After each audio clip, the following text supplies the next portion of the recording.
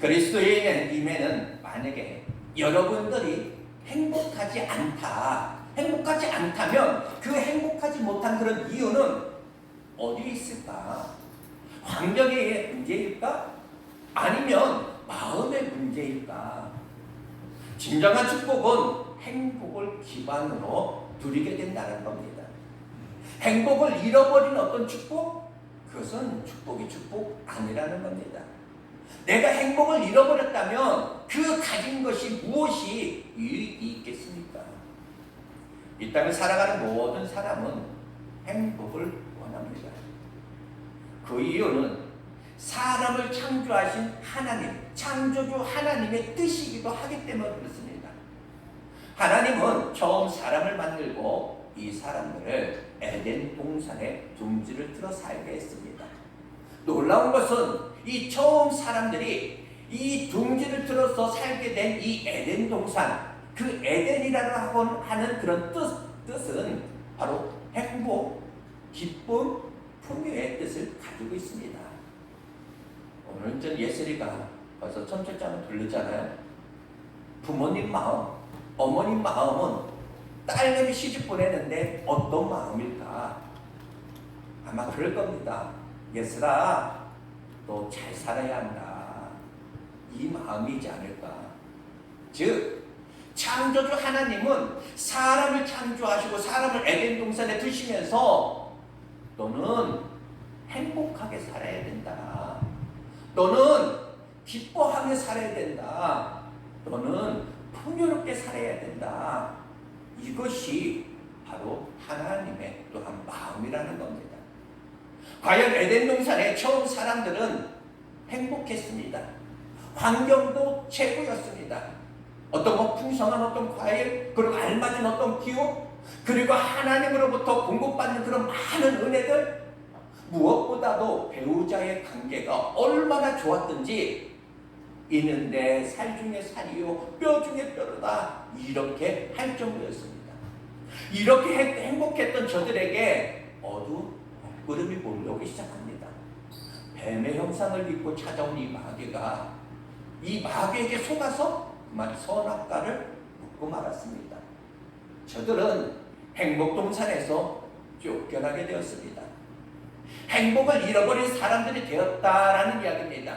불행이 시작하게 되었습니다. 여기서 우리는 오늘 말씀, 다시 한번 말씀을 통해서 은혜 받기 위해서 여러분들은 질문을 받아야 합니다. 아담과 하와가 불행이 시작된 것은 에덴 동산에서 쫓겨나면서인가 아니면 에덴 동산에서 불행이 시작되었는가 여러분들은 알고 답을 하셔야 됩니다. 정답은 에덴 동산 안에서 불행이 시작되었다라는 겁니다. 무슨 말입니까? 환경은 하나도 안 변했습니다. 그런데 갑자기 변해버렸다는 겁니다. 변해버렸다는 거. 보이지 않는 하나님으로부터 오는 그 은혜가 중단되었다는 거.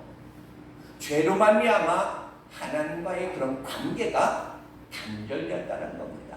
하나님으로부터 오는 그 은혜가 공급되지 않았다는 거. 보여지는 환경은 하나도 변하지 않았는데 갑자기 불행해져 버렸다는 거. 여기서 무엇을 알 수 있습니까? 하나님의 은혜가 아니면 에덴도 에덴이 아니게 될 수 있다는 겁니다. 하나님의 은혜가 아니면 행복도 진정한 행복이 아니고 기쁨도 진정한 기쁨이 아니고 풍요도 진정한 풍요가 아닐 수 있다는 사실입니다. 그러나 하나님의 은혜가 공급되면 감옥도 감옥이 아니게 되고 광야도 광야가 아니게 된다. 이 사실 여러분 다시 한번 믿으시기 바랍니다. 행복은 보여지는 환경에서 오는 것이 아니라는 겁니다. 바로 하나님과의 관계에서 온다라는 그 사실 다시 한번 여러분들 꼭 기억했으면 좋겠습니다. 그럼에도 사람들은 여전히 더 좋은 환경만 목말라 합니다. 아파트, 좀 더 큰 아파트를 원하고 자동차, 더 큰 그런 자동차를 원하고 더 화려한 어떤 명품으로 나 자신을 치장하면서 여기에서 행복을 오는 줄 알고 행복을 추구하는 줄 알고, 그러나 사실 그들도 그것이 진정한 행복이 아니라는 것을 알게 됩니다. 여러분, 하나님과의 관계가 단절된 가운데 여러분 만약에 있다라면 인간 안에 절대로 진정한 행복, 어떤 기쁨, 풍요, 이것을 누릴 수가 없다라는 겁니다. 이 모든 것이 하나님으로부터 오는 것이기 때문에 그렇습니다. 여러분 평생에 진짜 행복하기를, 여러분 평생에 진짜 복받는 그런 사람이 되기를 다시 한번 축복합니다. 그 행복, 바로 그 행복은 하나님으로부터 시작된다는 것을 여러분들 믿으시기 바랍니다. 그래, 오늘 말씀은 시편 1편 1절은 이렇게 시작합니다. 복 있는 사람은 악인들의 길을 따르지 아니하며 죄인들의 길에 서지 아니하며 오만한 자들의 자리에 앉지 아니한다, 이렇게 말합니다. 복 있는 사람, 이렇게 말합니다.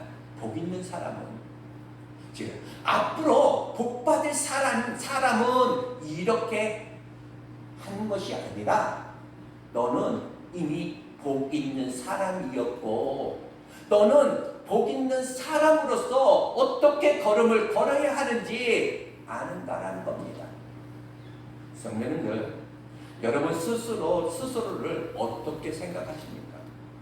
나는 복 받은 사람인가? 신명기 33장 29절을 이렇게 말합니다. 이스라엘이여 너는 행복한 사람이로다, 이렇게 말합니다. 즉 성인재여 너는 행복한 사람이야. 왜? 여호와의 구원을 너같이 얻은 백성이 누구인가? 여러분, 누가 행복한 사람입니까? 바로 여호와의 구원을 얻은 사람이라는 겁니다. 하나님과의 어떤 관계가 회복된 그런 사람이라는 겁니다. 여러분들은 진짜 정말 어떠하신지요? 사람과 대화를 하다 보면 어떤 사람은 자기 자신이 복 있는 사람이다, 이렇게 복이 쫓아다닌다라고 이야기하는 사람들도 있습니다. 내 손끝에서부터 발끝까지 난 복 있는 사람이야. 내가 얼마나 복 있는지 식당에 손님이 없어도 내가 가서 앉아있으면 30분 만에 이 식당 자리가 꽉 차. 나는 손님을 몰고 다니는 사람이야. 그런 체질이야. 나는 복 있는 사람이야. 이렇게 이야기하는 사람들도 있더라는 겁니다.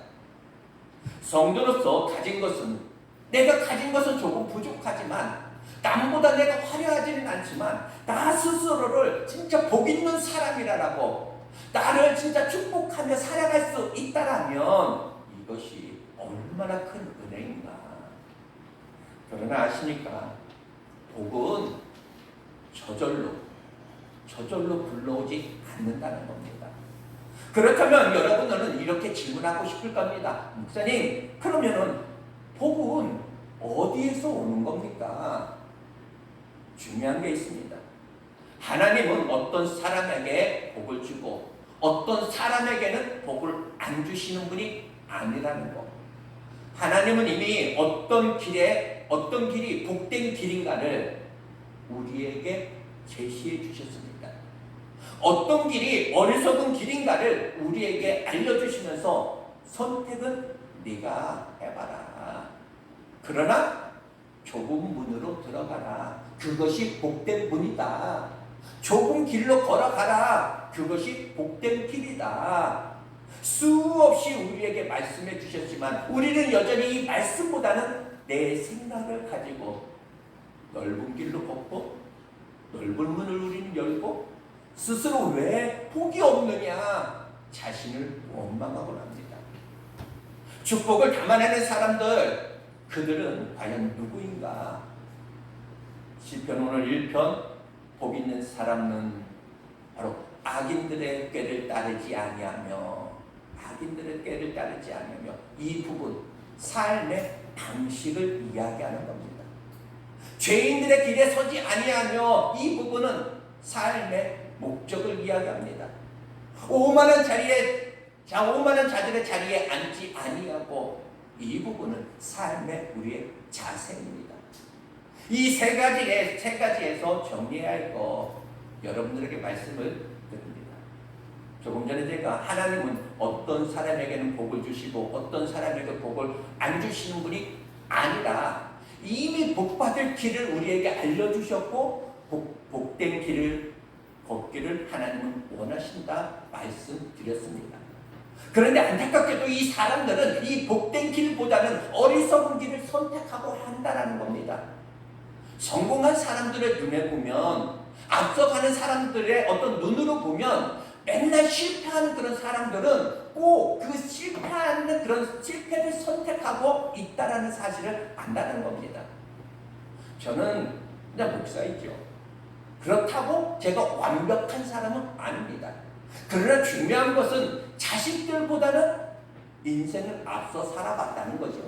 실수했어도 더 많이 실수를 해본 그런 사람이라는 겁니다. 그러나 자식들의 눈에 보이지 않는 거. 아버지가 완벽해서 완벽한 그런 아버지는 아니기 때문에 우리가 자식들을 바라보면서 너 어떻게 살아야 된다? 이렇게도 살아야 된다? 이 정답 모릅니다. 너 이런 여자 만나야 된다? 그것도 정답은 모릅니다. 어떤 직업을 선택해야 된다? 그것도 모르죠. 그러나 완벽한 부모는 아니지만 부모는 보인다는 겁니다. 어떻게? 너 그렇게 살면 안 돼. 너 지금 행동 그거 아니야. 지금 네가 내린 결정 그거 아니야. 이것은 부모로서의 보인다라는 겁니다. 또 하나 목사의 마음에는 또 하나님의 그 마음, 하나님 아버지의 그 마음이 담겨져 있다. 그래서 똑같이 우리 성도들은 한 사람 바라보면서 때로는 분명한 것은 말씀 안에 살아라. 기도하며 사십시오. 이 외에 방법이 없습니다. 이렇게 말은 하지만 다른 방법이 없다라는 겁니다. 여러분들이 어떻게 살아야 되는지, 그래야 복이 되는지 알 수는 없습니다. 이것이 옳은 길인지 제가 판단할 수는 없습니다. 여러분이 어디 아프고 여러분이 진짜 힘들다고 그렇게 말씀하실 때 저는 여러분에게 해결 방법, 어떻게 해야 된다 이렇게 해줄 능력이 없습니다. 저 그냥 백두산 천지를 가든지 아니면 절벽에 매달려 있는 그 산다기를 따먹으면 낫고 해결됩니다. 이렇게 어떤 답을 정확하게 해결해 줘야 되는데 해결을 해줄 그 말이 없다라는 겁니다. 정답은 모릅니다. 어떻게 해야 성도들이 잘 사는지 솔직히 모릅니다. 그런데 이것은 보인다라는 겁니다. 집사님 그렇게 하면 안 돼. 권사님 그것은 아니야. 여러분 복 있는 사람은 어떻게 살아가는가? 바로 이 첫 번째가 악인들의 꾀를 따르지 아니한다 했으니 여러분 삶의 방식의 문제라는 겁니다. 여기에 악인은 뭐 살인하는 사람을 가리킨다든지 남의 것을 뭐 훔치는 그런 사람을 말하는 것은 아닙니다. 여기 악인은 하나님이 안 계신 것처럼 자기의 어떤 지혜를, 자기의 어떤 경험을 믿고 사는 사람들을 말한다는 겁니다. 하나님은 알지만 우리가 하나님을 우리가 예배는 하지만 하나님이 무엇을 원하시는가는 전혀 고려되지 않고 계산되지 않는 자기 소견에 옳은 대로 살아가는 그런 사람들을 가리킨다는 사실이에요. 악인이 그러하다면 그럼 복 있는 사람의 삶은 그럼 무엇이겠습니까? 그 삶에 하나님을 계산하고 하나님이 계신 것처럼 사는 사람을 말하는 겁니다. 중요한 결정을 하고 내가 중요한 선택을 할 때 나는 하나님을 의식하는가? 여러분들 만약에 집에 부모님과 함께 살아간다라고 했을 때 적어도 부부가 이렇게 살면서 부모님을 의식해야 되는 것이 아닌가라는 이야기입니다. 안방에 아버지 어머니가 계시는데 부부가 싸우고 다툴 일이 있다 해서 보이는 데서 듣는 데서 싸우는 것이 아니라 나중에 마음은 안 좋지만 나중에 우리 얘기하자. 그래요. 나중에 얘기합시다. 마음이 상했어도 그래야 되는 것이 아닌가라는 겁니다. 부모 계신 거 그냥 상관없이 그냥 막 내 감정만 중요하고 그리고 어떤 거 쏟아붓는다라면 그건 막가자는 것이 아닌가. 적어도 내 삶에 하나님이 만약에 계신다라면 우리는 즉 말하는 것도 생각하는 것도 달라야 한다라는 겁니다. 어떤 교회에 장로님들이 회의를 하면 맨날 싸운대요. 그래서 목사님이 하루는 진짜 이렇게 했답니다. 이번 주부터는 회의할 때 녹음기를 틀어놓고 회의합니다. 그러고서 녹음기를 딱 틀었는데 그 순간부터 말을 함부로 안 틀어라는 겁니다. 무슨 말입니까? 하나님보다 녹음기를 더 두려워한다는 겁니다. 바로 이 복 있는 사람은 악인들의 꾀를 따르지 아니하며 즉 악인들이 사는 것 같이 살지 아니하며입니다. 악인들은 하나님이 안 계신 것처럼 살아갑니다. 여러분은 하나님을 경외하면서 하나님이 나와 함께 하시는 것처럼 살아가라는 겁니다. 바로 이 복 있는 사람의 삶에 대해서 이 시편 2절은 이렇게 우리에게 이야기하죠. 오직 여호와의 율법을 즐거워하여 그의 율법을 주야로 묵상하는 자로다. 여호와의 율법을 즐거워하여 이 말씀의 뜻은 무엇입니까? 잘 이해해야 합니다. 산이 좋은 사람, 그 사람은 산을 좋아하기 때문에 산을 올라갑니다. 책을 좋아하는 사람은 책을 읽습니다.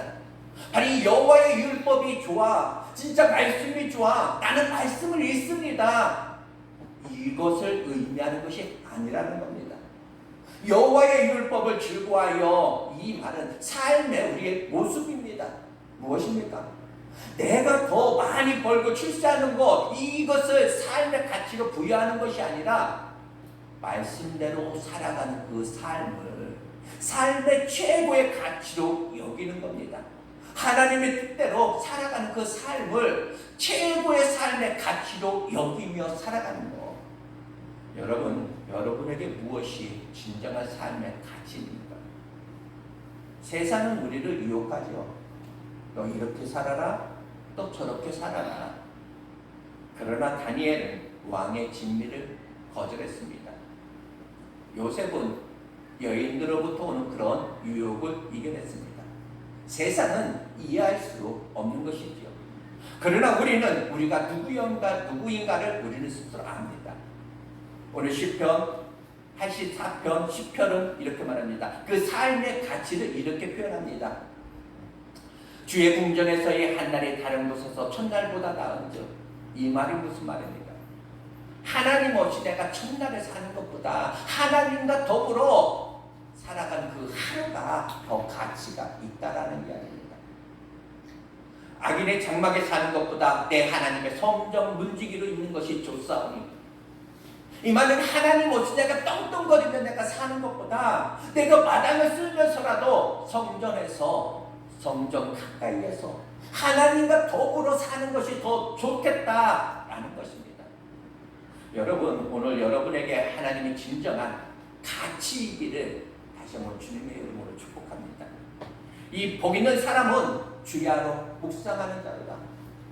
여호와의 율법을 묵상한다. 이 말, 성경을 더 많이 내가 읽는다는 말이 아닙니다.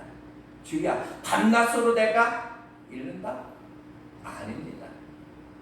우리가 삶을 살아가다 보면 인생의 밤도 우리가 있고 인생의 낮도 있습니다.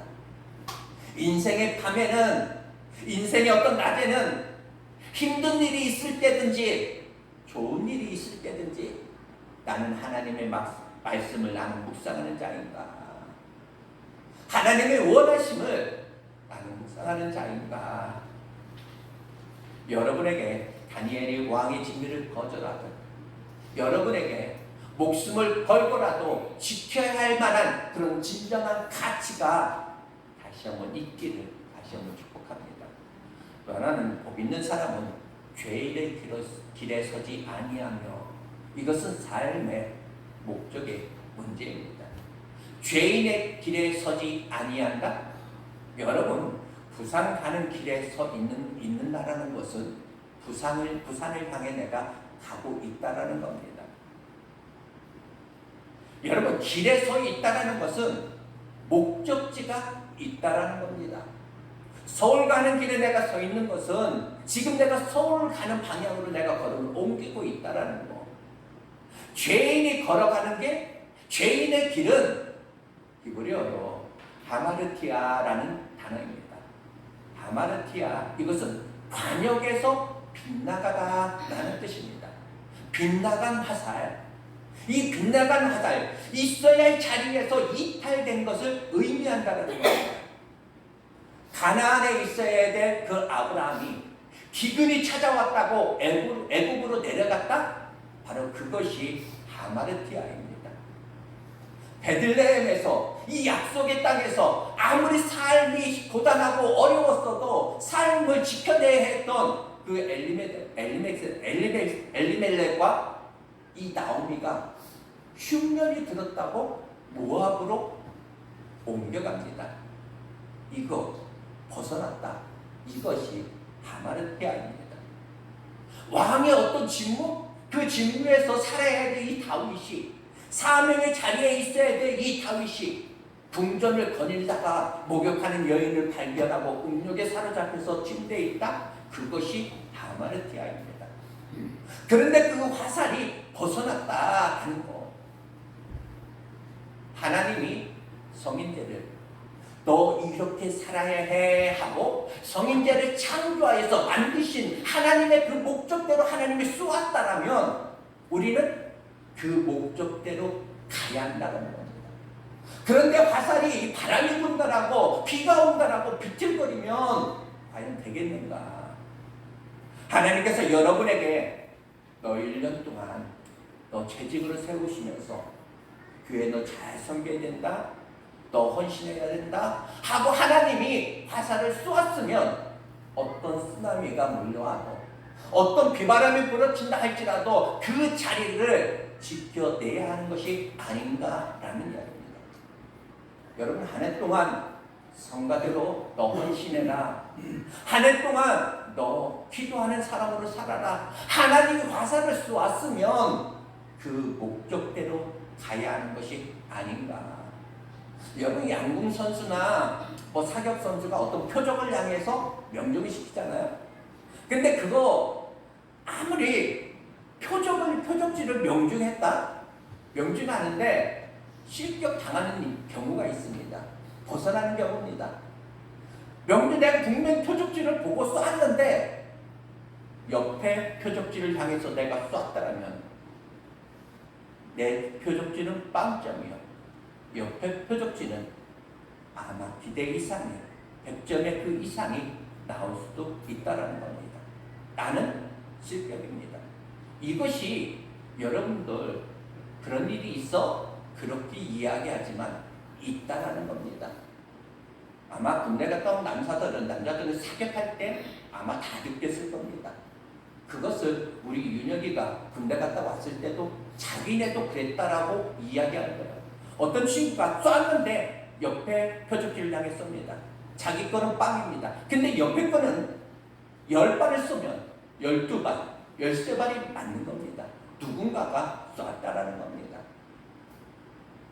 마찬가지로 사람이 어떤 특정한 어떤 악을 행하지 않았다 해도, 또 나름대로 우리가 선을 행하지 않았다 해도 선의 어떤 절대 기준이 되시는 그 하나님을 우리가 거절하고 거역한다면 그것은 악인일 수밖에 없습니다.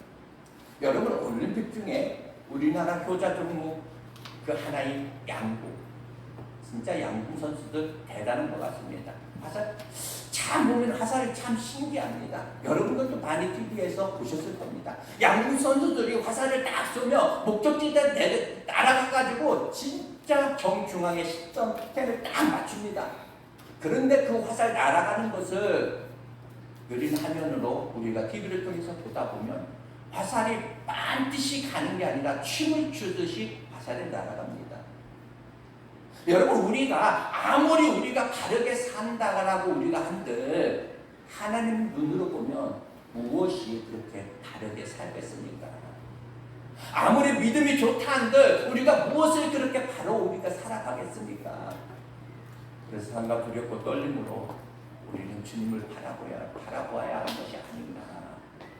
여러분 다시 한번 묻겠습니다. 여러분이 하나님과의 관계 속에서 하나님의 어떤 기대가 여러분들에게 향해서 있을진데 여러분들은 바로 걷고 계시는지요?